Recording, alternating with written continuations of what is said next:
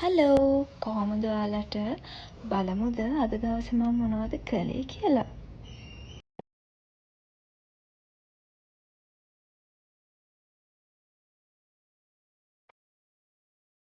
ඔන්න ඉතින් අපි අද උදේම නැගිටලා අම්මයි මමයි පැලවලට සාත්තු කරන්න පටන් ගත්තා. ඔය ඉතින් අම්මා දාන්නේ කෙසෙල් එළි, ඊට පස්සේ බිත්තර කටු, ලූණු වල පොතු, ඒ සේරම එකට දාලා තමා පැලවලට සාත්තු කරන්නේ. ඔය ඉතින් අද පැල වවන්න පටන් ගත්තේ ඔය අලුතෙන්ම ගත්ත පැල දෙකකට.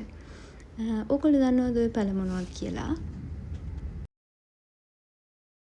ඊට පස්සේ පැලවලටත් සාත්තු කරලා මෙන්න මෙයාට කෑම දෙන්න ආවා.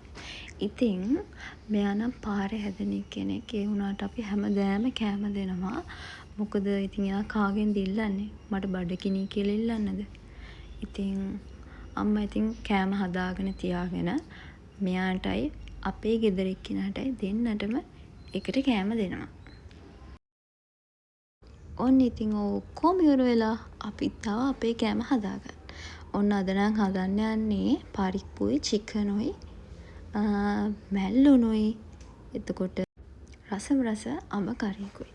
ඔන්න ඉතින් ඔය අම්මා කපලා තියාගන්නවා ලූණු, අවුමිරිස්, සුදු ලූණු මේ හැමදේම කපලා තියාගන්න. ඉතින් චිකන් එකට මුලින්ම අද අපි හිතුවා පොල් බැදලා එහෙම හදන්න ඕනි කියලා. ඉතින් ඔය පොළුයි හාලුයි චුට්ටක් දාලා ඔන්න ඔය විදියට බැද ගන්න. ඊට පස්සේ ඔන්න ඔය පාටට බ්‍රවුන් වුණාට පස්සේ අම්මා අඹ ටිකකුත් දානවා. ඉතින් මං අද අම්මට කිව්වා අපි ඔහොම හදමු කියලා. මොකද මට මතකයි මම පොඩි කාලෙත් අම්මා ඔහොම හදනවා. ඉතින් මං හරි ආසයි ඒ චිකන් එකට. ඉතින් ඔන්න ඔය ටික තමයි ඕන වෙන්නේ. ඊට පස්සේ ඉතින් සුදු ලූණු, රම්පේ, කරපිංචා, අමුමිරිස්, ලූණු අර අපි හදාගත්තේ පොල් බැදලා ඒකත් අම වංගෙඩි තලලා ඔය විදියට ඒකත් එකතු කරගන්නවා. අර ටික එකතු වුණාට පස්සේ බැදි පහේම දාගන්නවා. ඉතින් බැදි පහේ නම් අපි ගෙදරමයි හදන්නේ අපේ අම්මා. ඉතින් ඒකටම කුරුඳු, උළුහල්, ලුණු කුඩු, බැදපු මිරිස් ඒ වගේ දේවල් මේකට එකතු කරගන්නවා.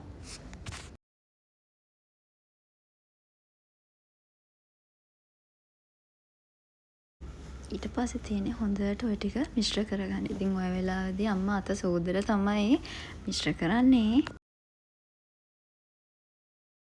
ඊට පස්සේ ඉතින් උකට වතුර ටිකක් තියලා අම්මා ලිපෙන් තියාගත්තා. ඉතින් අපිට එක දෙයක් අමතක වුණා. ඒ තමයි ගොරක කෑල්ලක් දාන්න.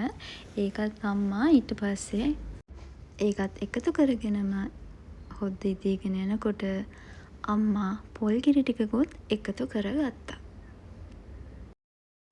චිකන් එකත් හදලා වුණාට පස්සේ අපි ඊළඟට පටන් ගත්තේ පරිප්පු හදන්න.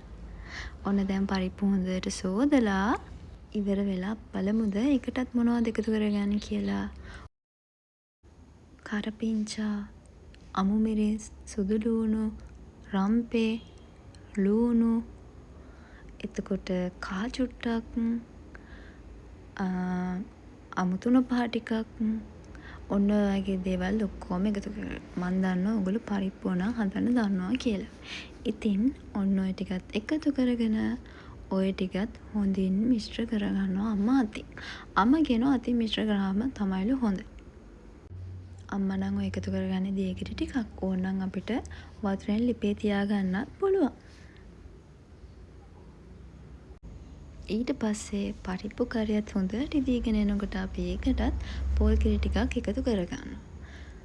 ඔය තියෙන ඉතින් අපි හදපු චිකන් එකයි පරිප්පු එකයි. ඉතින් මේ දවස්වල හරීම රස්නෙයිනේ. ඉතින් අම්මයි මමයි සරුවත් එකකුත් හදාගත්තා. ඔන්න ඉතින් අපි සරුවත් එකත් බීලා ඉවර වෙලා අම්මා කෝයනම් කොළ මැල්ලුම හදමු කියලා. ඔන්න ඉතින් කොළ දන්නව නේද ඔයගොල්ලෝ මොනවද කියලා? කතුරු මුරග කොළ.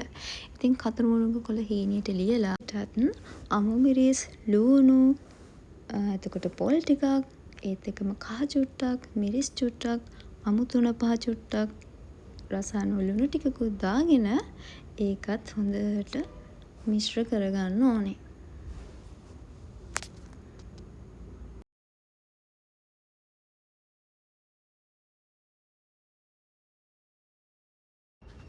ඊට පස්සේ අපි ඉතින් ඔහොම අනාගෙන අපි ඒකත් චුට්ට වෙලාවක් ලිපේ තියාගන්නවා.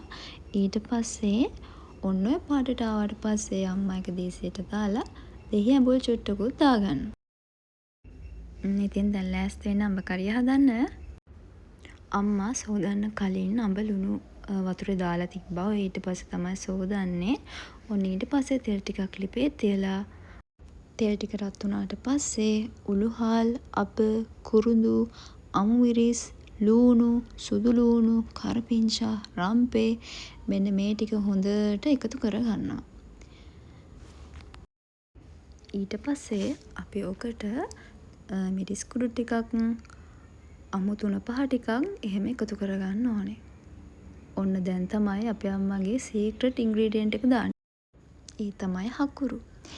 ඊට පස්සේ අපි ඕකට අර කපාගත්තු අඹ කෑලි ටිකත් එකතු කරගන්නවා.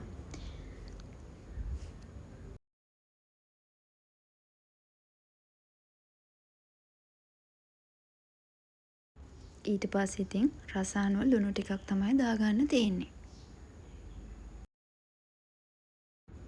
ලුණු ටිකත් එකතු කරගත්තට පස්සේ දැන් බලන්නකො අපේ අඹ කරි එකේ රස පාට. මේකේ ලස්සන වීඩියෝ එකක් තිබුණා. අනේත් එක වීඩියෝ වෙලා නැහැ. ඒත් කෑම ටික නම් හරියම රසයි. ඉතින් ඔය තියෙන්නේ අපේ ටී ටයිම් එක. ඉතින් ඔන්න ඔහොම තමයි අද දවස ගෙවුනේ. ඉතින් තවත් දවසක තවත් vlog එකක් අරන් එනකම් අතට මං ගිහින් එන්නම්. ඔයාලත් පරිස්සමෙන් ඉන්න. Thank you for watching. See you in the next vlog. Love you all.